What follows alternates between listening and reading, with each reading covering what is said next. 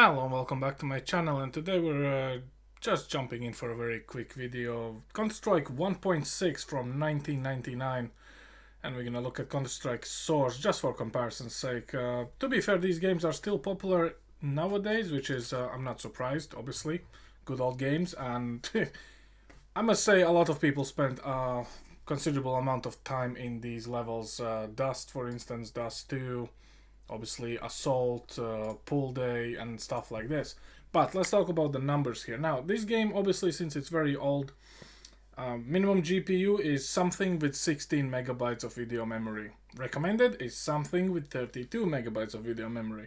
That should kind of explain you how little of requirements this game had. Now, granted, Counter-Strike by itself is kinda a mod derived from the Half-Life, so the same assets and just a different multiplayer code in it, and it was more for tactical players. So in Half-Life multiplayer you could just use all the Half-Life weapons and have a blast with the rocket launcher or just blow up the whole town.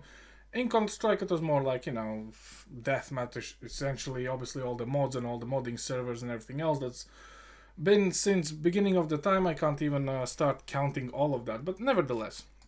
So what we're gonna go do is go with 2K resolution. Renderer will be OpenGL. This particular version that I've got crashes on Direct3 or Direct3 Draw, and I'm not gonna use software. That's just ridiculous. Outside of that, as you can see, nothing to improve here, but we will actually look at Counter-Strike Source later on. So what we're gonna do is just start a new game, CS Office, because I believe Office is probably the place where the differences in graphical fidelity improvement and sound design and everything else that kind of comes is the best visualized, because additionally the levels, let's say the Aztec and CS Assault, comparing to Counter-Strike Source, those levels widely differ in terms of the layout and how it's all been remade, so to say. So let's just jump into the Office real quick.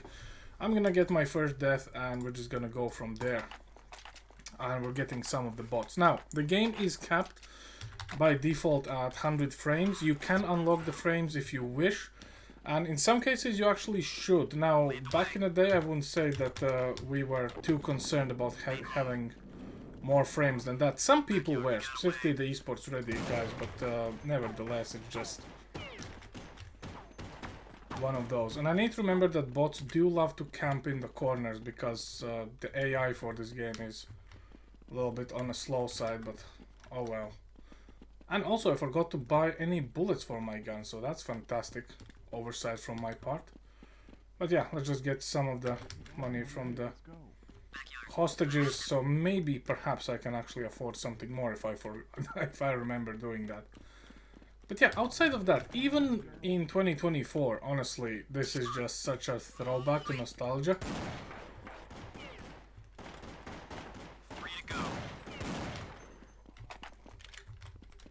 Come on.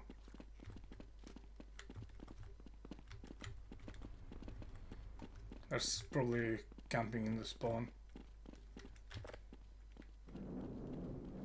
Garage.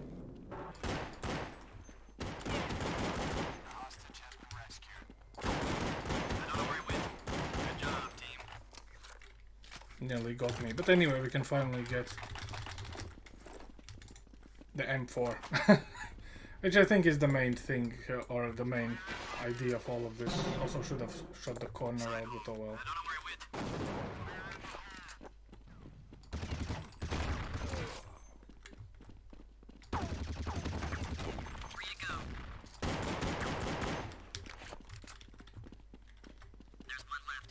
And I again forgot to buy the bullets. Man. This is rough. Oh, the one-shot shotgun. Perfect. But yeah, as you can see, the game actually runs absolutely fine. And shotgun is very bad for going for longer distances. I know that some people were able to actually make it work, but it is how it is. Anyway, enough of 1.6. Let's look at the Source version of the Office and go from there. Now, when it comes to Counter-Strike Source, now this particular upgrade for the game came out around 2004. And in my opinion, at least for myself, it was more pleasing to the eye, considering there was rather relatively big graphical changes for a lot of things, including the glass breaking physics, different sounds, and whatever else. However, that also required you to have a bit more beefier system. On official requirements page, it will tell you that you essentially need minimum of 256 megabytes of RAM and at least a couple megabytes of video memory, but the GPU would be GT510, which is a predecessor couple generations before the GT710 and 725. So you can just imagine that it was a rather big uplift for people who were playing essentially 1.6. For them to just transfer over to the source would be essentially involving costs. Now, granted, within 5 years, PCs would have a lot of different options. A lot of people would sit on double SLI setups and whatnot, but it usually went kind of, expensive way only for the game. So it was not exactly, essentially supported by parents, should I say. Anyway, so what we're gonna do is, for video we have much more options to play with. Also, Source came with the built-in benchmark. So what we're gonna do is put it on 2K as per usual, and we're gonna max out everything that never got maxed out when we were playing the games. Now, first and foremost, water detail reflections were off. Anti-aliasing mode never was enabled. We're going with the 8 times mode sampling anti-aliasing. Anisotropy filtering is gonna be on 16. No vertical sync and shadow detail on high. So essentially we're going something where we never ventured before. We're gonna go with a stress test and just see how it goes. Obviously this game is not capped at 100 frames, so we're gonna just see how well it performs. Now obviously it's gonna perform well. I mean, back in the day the games were kinda semi-optimized, but in previous titles for CS, specifically in 1.2 and 1.3, you could actually see servers banning smoke grenades, because if you threw a smoke grenade and half of the lobby did not have the, I wouldn't even call it best PC ever, it would just crash out the game. So they were just banning smoke grenades, which is a funny little thing when I think about it now. But yeah, Source was essentially more pretty, so to say, which upset a lot of OG players, because I would want to say that between 1.2 and 1.6, very little noticeable changes, at least the ones I can recall, apart from certain weapons having a little different crosshairs when you zoom them in, like the stereo or the 4.2 for the terrorists. So yeah, we're averaging at 295 frames. So let's see if someone's playing this, and yes, people are still playing this, which is not surprising, specifically AVP. I mean, I'm not gonna go there.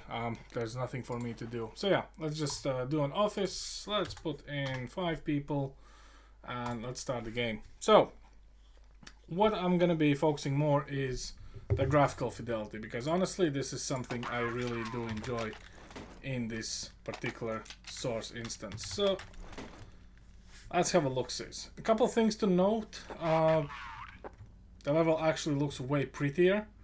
And when you shoot the glass, it doesn't shatter, which back in the day was very realistic. Also, objects does have physics, so you can actually shoot them around, and that was very progressive back in the day. Outside of that, I must say the weapons sounds probably has got the biggest upgrade out of them all. At the same time, the bots and AI, well, not that much. Nothing here. Let's just see if someone's gonna jump out of us.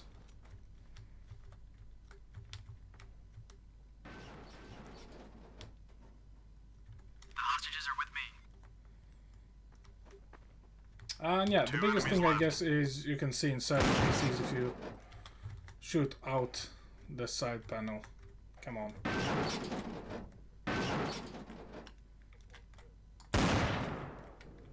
That picture frame is literally hindering my progress to show you. Look at this. Someone actually put it all in. Even hardware that I believe you could shoot out if you wanted to. There you go. The good old times. Much simpler time as well. Now I'm gonna actually shut up and allow you guys just hear the weapon sounds.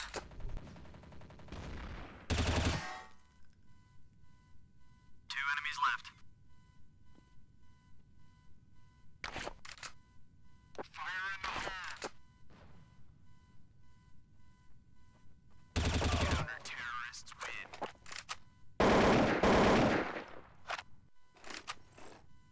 And yeah, what do we see? Actually, 1.6 gigs of video memory being used, 7.3 of RAM, and we're around 240-ish frames, which is not bad at all, should I say so myself.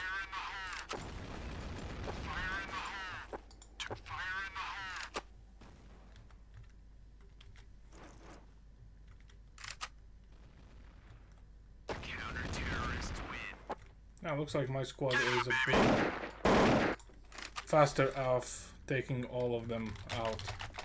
Also, the buying is a bit different. So in OG16 you use B828384. In this one you particularly use B6, which, you know, kind of made a little bit of a difference here and there. 2 to go. Fire in the hole.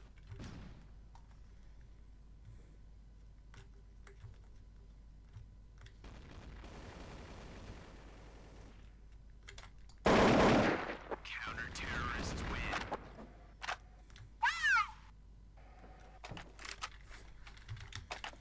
I think we just need to do this, actually. Take the good old 5-1 and just go to town, because, hey, why not? Also, someone's gonna probably be here as per usual. 2 enemies left. Fire in the hole.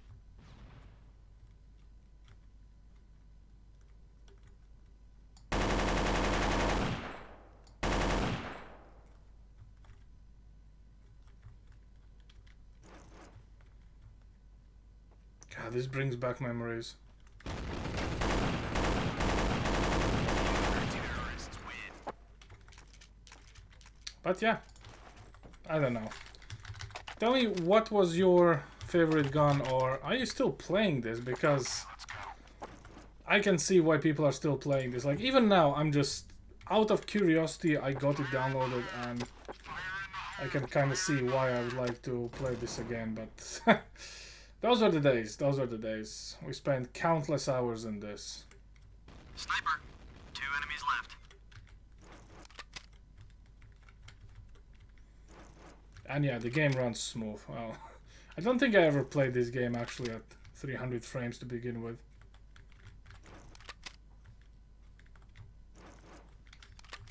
Sniper. Counter-terrorists win.